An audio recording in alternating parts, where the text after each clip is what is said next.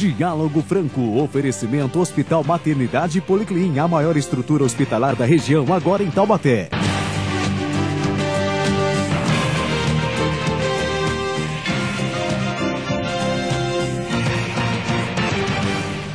Olá, muito bom dia. Eu quero cumprimentar a todos e dizer que hoje nós recebemos aqui mais uma personalidade e hoje é o senador Roberto Freire, presidente nacional do PPS. Senador porque mantém o título sempre, né? Embora seja eu não sei se chega a ser como suplente, pai, né, que é a vida toda, mas... Com certeza, o senhor é nosso eterno senador. Eu quero registrar também que a gente tem a satisfação de receber aqui no Diálogo Franco, na Band, o nosso diretor-geral aqui presente assistindo, a Miriam Alckmin, vice-prefeita de Pindamonhangaba, que aliás foi quem proporcionou a vinda do senador aqui no nosso programa. E que se faz acompanhar também de seu pai, Fernando Nogueira, meu velho amigo, vereador N vezes em Pindamonhangaba, presidente da Câmara, um líder... Eu tinha lhe visto já na casa dele, ele mostrando fotografia. É verdade, somos amigos. Alguns eventos que ele participou com você. Senador, é uma alegria recebê-lo, repito. Muito obrigado. E vamos conversar sobre algumas coisas que certamente os telespectadores vão querer saber. Eu quero iniciar perguntando ao senhor o seguinte: o senhor foi aprovado em primeiro lugar no curso de gerente de cooperativa integral de reforma agrária do antigo IBRA, quando jovenzinho, e é procurador aposentado do INCRA. A pergunta é a seguinte: o MST está, no seu modo de ver, acima da lei e da ordem, já que não pode ser criminalizado, senador? Não, e deve ser criminalizado se porventura praticar crime. Mas não está. Mas não tem identidade jurídica. Esse é um dos aspectos interessantes, mas é um pouco da política, né? Vamos analisar. Eu vou voltar um pouco no tempo. Pois não. Até porque minha história se confunde com isso. Não a história de ter sido gerente de reforma agrária, CIRA, como chamavam antigamente, ou ter trabalhado no IBRA, INCRA, mas é que eu comecei a minha militância política, ainda na Faculdade de Direito, e junto com o Gregório Bezerra, organizando o Sindicato Rural na Zona da Mata Pernambucana. De trabalhadores rurais. Nós chamávamos de camponeses, equivocadamente, porque já eram trabalhadores, o que faltava e que veio com o governo Arraes, e que foi um governo revolucionário por isso, o primeiro contrato coletivo no campo. Foi o primeiro momento de organização da atividade rural com tarefas, já que não podia ser com relógio de ponto, mas foi algo muito significativo, importante para a melhoria das relações de trabalho no Brasil. Mas nós ali naquela oportunidade, eu me recordo bem disso, nós já tínhamos uma série de conflitos, embora no mesmo campo de atuação política, com as ligas camponesas de Francisco Julião. Porque nós estávamos organizando o sindicato e Julião tinha, com as ligas camponesas, também na luta pela reforma agrária, invadindo e ocupando propriedades. Naquela época não se discutia muito se tinha ou não tinha produtividade.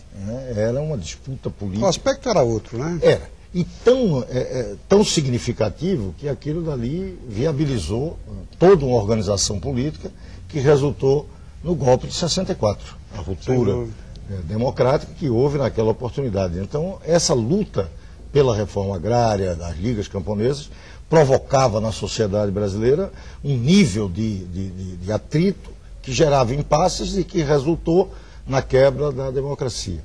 O que é que acontece hoje? Eu coloco sempre isso para se ver como avançamos. O MST faz a mesma coisa, né? Faz, e o que é que acontece? Não há nenhuma organização para tentar dar com ruptura constitucional, nada. E é aceito pela própria democracia brasileira. Mas é uma coisa translocada, né, senador? Eu vejo agora essa derrubada lá dos Laranjais. Sim, mas isso... as ações deles têm sido... têm ficado impunes, né? Mas aí não deveria, tem coisas mais graves disso dele. Mas o aspecto de ocupação é uma luta legítima. Tem métodos que precisam ser coibidos e interessante. A justiça brasileira, sem que coloque em risco nenhuma das nossas instituições, funciona. Dá a posse, manda desocupar. Então, essas coisas vêm, e não temos aí nenhum risco de retrocessos institucionais. Senador, me permita. Não, mas aí sim, aí o que é que acontece? Há, em alguns momentos, evidentemente, excesso. Como, por exemplo, houve excesso do outro lado. A chacina de Eldorado e Carajás é um exemplo. Você radicaliza e, em alguns momentos, esses excessos... Essa radicalização não é boa para ninguém. Não, isso tem que ser coibido. Mas o mais grave do MST, e aí é uma preocupação que eu tenho, é que o MST tem uma visão obscurantista em alguns aspectos, na relação com a pesquisa científica, por exemplo, a questão dos transgênicos, algumas ações, até da via campesina, de invadir laboratórios, quebrar laboratórios. E o laboratório não é apenas o laboratório que a gente conhece, da química, não. O laboratório hoje é um laboratório de plantas. É um laboratório em que você faz experimentos com determinado tipo de Os resultados que nós temos hoje, nós devemos a Embrapa, as pesquisas que foram feitas e é nesse sentido que eu acho, e aí tem uma certa disputa muito grande com eles, de que isso é uma visão completamente retrógrada. Acho que isso tem uma influência, inclusive, no governo Lula, uma certa ambiguidade, um certo fundamentalismo, e que impede, por exemplo, a CTN-Bio, que é um grande instrumento que você tem para avanços nessa área, avanços que o Brasil tem vantagens competitivas com o resto do mundo, pela sua biodiversidade. Senador, me permita, nessa linha de raciocínio, dizer, o MST tem um aspecto positivo e tem um outro que precisa ser coibido pela lei. Eu queria lhe perguntar o seguinte, nessa linha de raciocínio que o senhor desenvolve, é possível enfrentar o desafio do desenvolvimento sustentado sem uma profunda reforma do Estado brasileiro? Não, e esse foi o grande problema do governo Lula, que veio para mudar, despertou grandes esperanças e foi uma frustração. Sem dúvida, especialmente para aqueles que pensam. Claro, ele manteve não só o Estado, mas até fez com que retornasse práticas que a gente imaginava que já estávamos superando. As práticas, por exemplo, do patrimonialismo, do fisiologismo, com a volta das velhas oligarquias e de práticas coronelistas pelo interior do Brasil, o Brasil mais atrasado, que não pode deixar de ter bem uma simbologia da volta do Sarney e do Renan. Não vou nem discutir do ponto de vista pessoal, mas o que eles representam na política. Representam um passado que nós precisamos superar. Ninguém poderia imaginar isso, não, né? Exatamente. Antes da consolidação do Lula, não dava para se imaginar. Exatamente. E pelo atraso que significou o não fazer a reforma. Ele até começou, na reforma da Previdência, retomando algo que, quando na oposição, tinha impedido o governo Fernando Henrique fazer, e foi feito inclusive com o apoio da oposição. Nessa época era governo.